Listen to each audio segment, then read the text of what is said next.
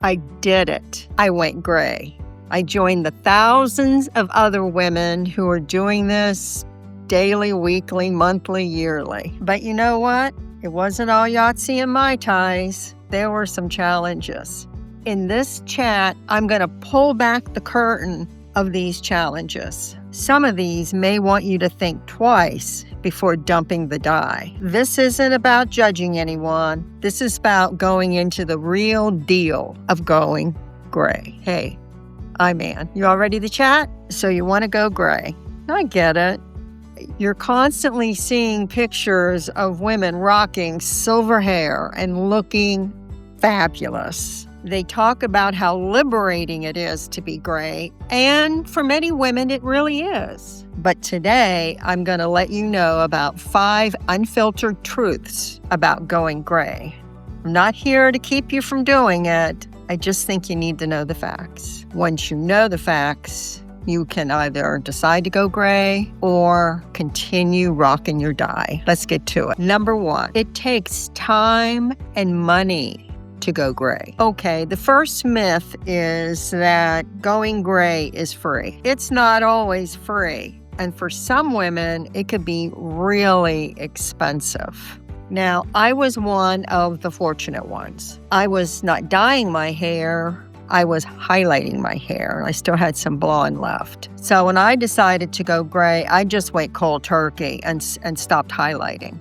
There was a transition period where it was not completely skunk-like, but you could definitely tell the demarcation mark of gray versus my highlighted blonde hair. What I did was I kept it trimmed up, but I also threw it up in a ponytail or a bun, or I would wear a scarf over my head.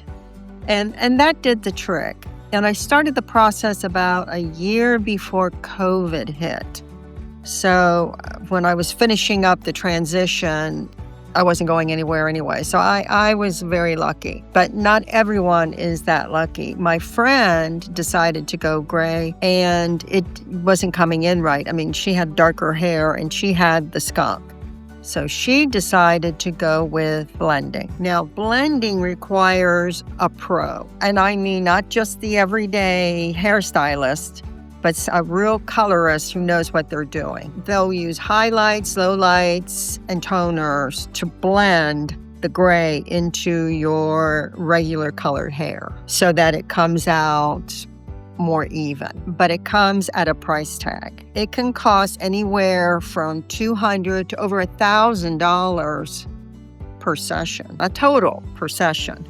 There's also the cost of time. Her first session took 4 hours. Now, the rest of them didn't, but they still took some time, and she had to constantly go back to the salon. So it's a commitment if you want to do blending. Can you see why I just went natural on my own? I couldn't afford to spend, it was going to be $500 where I live to do my hair and then constantly go back. I mean, I had to make a living. I was 55 when I did this. So, yeah, throw your hair up in a ponytail if you can. Number 2, your wardrobe stops working. This one took me by surprise, and that was my favorite clothes that I always wore didn't look right with my hair at all. I mean, I wore one for one of the chats that I did for you, and it was a beige, cream, tan, I'm not sure what the color is, sweater. I look washed out in it, and that's what happens. I have a camel coat. I cannot wear it. I look washed out with the silver, and I couldn't go out and buy a whole new wardrobe, but I had to get creative with what I wore. I used different scarves around my neck to kind of break it up, and that helped immensely. You'll feel when you are shopping for clothes, you're drawn more to the bright colors that let your hair pop a little bit, and that will help your skin pop because it just kind of drags you down to wear the beige and creams and all those in the warm colors. Interesting enough, the same thing happens with your makeup. I mean, I used to wear corals and peaches and colors like that. I cannot wear those anymore. You have to kind of take a look and experiment with your makeup to find the colors that will go not only with your skin tone, but with your hair color. And that could be brighter colors. I wear brighter lipstick now.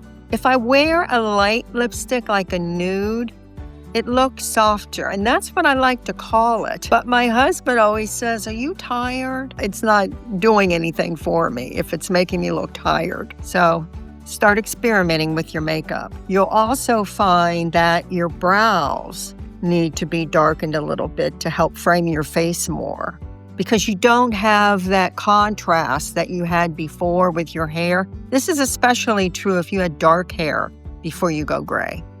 You just need to rethink how you put your makeup on and the colors you use.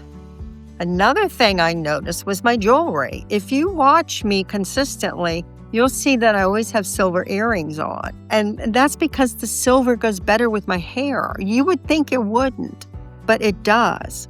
The gold kind of clashed with it.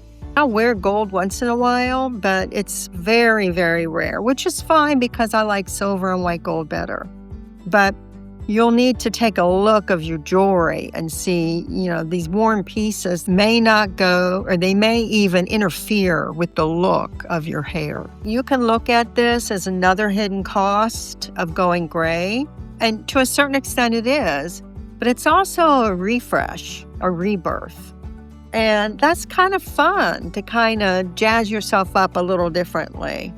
So have fun with it. Don't fight it. Number 3, the uncontrollable outcome. Let's face it, when you're dyeing your hair, you know exactly what you're going to get. At least if you have a good colorist, you know exactly what you're going to get. You've picked out the shade. You know it's going to be brunette, red, blonde, or black. You don't know it when your gray comes in. It could be white in the front and dark in the back. It could be splotchy. I have a friend who had her hair going gray for a while, and I wanted to be supportive, but I was kind of like, yeah, you looked beautiful as a brunette. Maybe you should go that route. Because think about it, ladies, it is not a badge of honor to go gray. In her case, it didn't work. I have a little bit of dark still in the back of my hair, and I'm more white in the front of my hair. And that's pretty common for a lot of women. So I know with blending, they can do that. If that really bothers you, do something about that.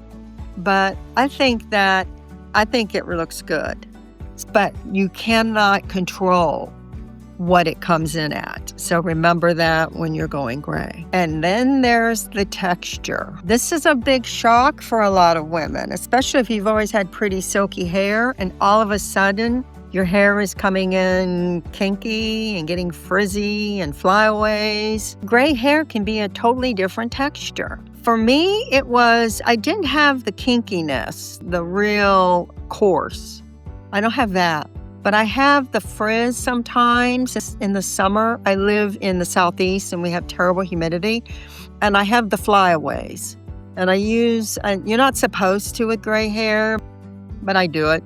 I use the flat iron just to go through real quick and get the flyaways down, and it helps. It helps a lot, but it doesn't eliminate it completely. So basically, those gray strands are pretty, but they do have a mind of their own. So besides doing the flat iron, you have to do some heavy conditioners. I use Moroccan oil on my hair before I dry it.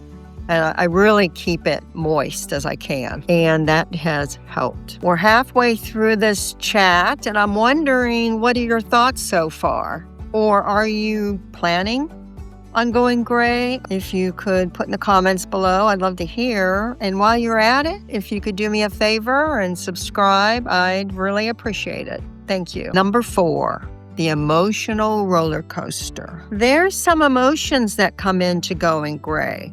I mean, let's face it, our whole life we've talked about, heard about, seen old people with gray hair. Not young people in their 40s and 50s, old people. And all of a sudden, we're going to go gray. So it's like a mental whiplash. You kind of have to get yourself into the right mindset. And you're going to notice that when you're going through graying process, you don't always get the best support from friends and family. I mean, I had a family member when I was going gray say, "Oh, you're so pretty. It's a shame you're letting yourself go." Huh? That's the encouragement I'm supposed to get?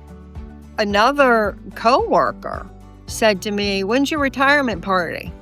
And I'm like, "Are you freaking kidding me? It's just a different hair color. This is not entering the nursing home." And in some offices or wherever you work, there is a problem with ageism. And unfortunately, gray hair to some people isn't as vibrant and youthful. I mean, it's getting better with that because so many women are going gray.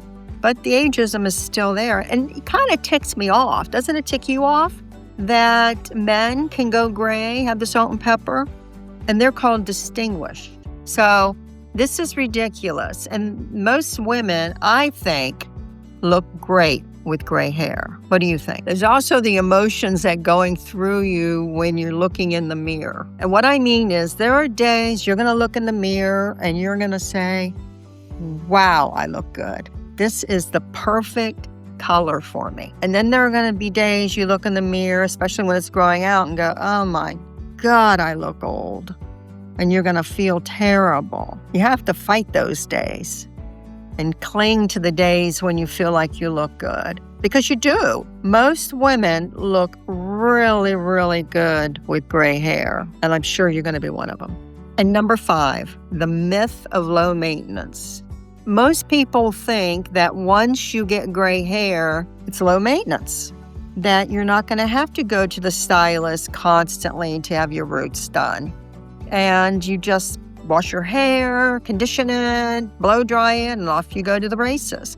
But as I mentioned, with the coarseness for some and the frizziness and everything else, it can be high maintenance. I mean, besides that, you have the yellow. Gray hair is a magnet for yellow tones. From the minerals in your water to heat, if you're around a smoker, that's going to help start turning it yellow. So you have to fight that. And with that comes purple shampoo. Now you have to be a chemist because if you use too much or too frequently, now you have blue hair. Or you can dry it out. My mom decided to go gray and she fought that gray hair for about 3 months, maybe longer. And what she found out was her hair was thin and poker straight, and she hadn't realized the dye was giving it body. You might be fighting a losing cause. So, once more, if you look good in dye, do it. Many women find that they have to have their hair cut more frequently to keep it shaped. It's not that your hair is growing faster. It's just that if gray hair gets straggly, it does age you. So you want to make sure you're going very consistently to get your hair trimmed. How's mine look? I had it trimmed this morning. So even though it's a different kind of maintenance, gray hair does have maintenance. You just can't get up and let it go. But if it looks good on you and you feel good about it, it's worth it. So after all that, do I regret going gray? No. I worked out those hurdles. I know how to care for it, and I love it. And my husband likes it too. The decision to go gray is personal. If you feel you look fabulous, awesome, and you rock in your dyed hair, stick with it. Because that's what's you. If you want to try something different, or you've just decided, I don't want to dye anymore, then do it. But remember, either way, it's not a badge of honor. It's whatever makes you feel good, what makes you feel beautiful. That's what you should do. I'd like to hear what you think in the comments below. Don't forget to subscribe, and thanks for the chat.